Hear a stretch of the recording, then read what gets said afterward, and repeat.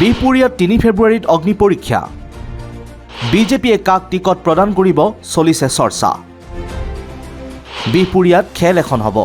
মুখ্যমন্ত্ৰী ডক্টৰ হিমন্ত বিশ্ব শৰ্মাৰ আগমনৰ পূৰ্বে বিহপুৰীয়াত বিজেপিৰ টিকটক লৈ চলিছে চৰ্চা দেৱানন্দ অমিয় হেমন্ত ৰঞ্জিত ৰাজীৱ হৰেণ কোন হ'ব বিহপুৰীয়া বিধানসভাত প্ৰাৰ্থিত্ব প্ৰত্যাশী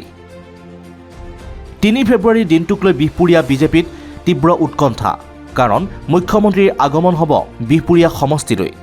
মহিলা উদ্যমিতা আঁচনিৰ চেক বিতৰণ মাধৱদেৱ বিশ্ববিদ্যালয়ৰ নতুন ভৱনৰ দুৱাৰ উন্মোচনকে ধৰি কেইবাটাও আঁচনি ৰাইজৰ বাবে মুকলি কৰিব মুখ্যমন্ত্ৰীগৰাকীয়ে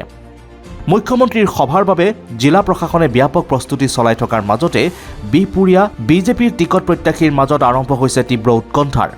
কাৰণ মুখ্যমন্ত্ৰী যলৈকে যায় তাতেই প্ৰায় চূড়ান্ত কৰে দলৰ প্ৰাৰ্থিত্ব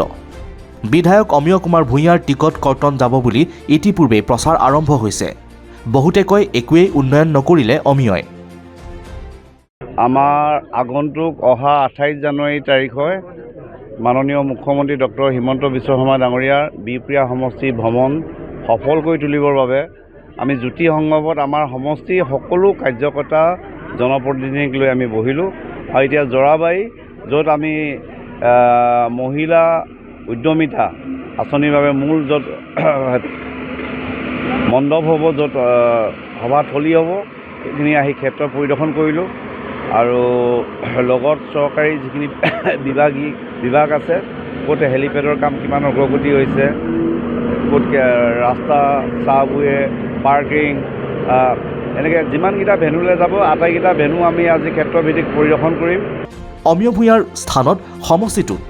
মুখ্যমন্ত্ৰী ঘনিষ্ঠ ৰঞ্জিত ভট্টাচাৰ্য নে হেমন্ত কুমাৰ নেওগ ৰাজনৈতিক মহলত ব্যাপক চৰ্চাৰ মাজতে প্ৰাক্তন বিধায়ক দেৱানন্দ হাজৰিকাৰ নামো সঘনে উচ্চাৰণ হৈছে প্ৰাৰ্থিত্ব প্ৰত্যাশীৰ দীঘলীয়া শাৰীত আছে বহুজন সম্প্ৰতি বিহপুৰীয়া বিজেপিত প্ৰাৰ্থিত্ব লাভৰ শেষ ৰণৰূপে চিহ্নিত হৈছে ৩ ফেব্ৰুৱাৰী আচলতে আমি বহুত অধিক আগ্ৰহেৰে বাট চাই আছোঁ বিহপুৰীয়া সমষ্টিবাসী ৰাইজে যে উদ্যমিতা আঁচনিৰ কাৰণে মুখ্যমন্ত্ৰী মহোদয়ে অসমৰ প্ৰায় আধাতকৈও বেছি সমস্যা ইতিমধ্যেই চেক বিতৰণ কৰিছে আৰু সেই শুভ কামৰ আৰম্ভণি কৰিছে আমি আশা ৰাখিছোঁ বিহপুৰীয়াত অহা 28 জানুৱাৰী তাৰিখে তেখেতে আমাৰ বিহপুৰীয়া সমষ্টিৰ প্ৰায় 33,990গৰাকী মহিলাক উদ্যমিতাৰ চেক বিতৰণ কৰিব তাৰ কাৰণে তেখেতক আমি আমাৰ বিহপুৰীয়া সমষ্টিলৈ আন্তৰিকতাৰে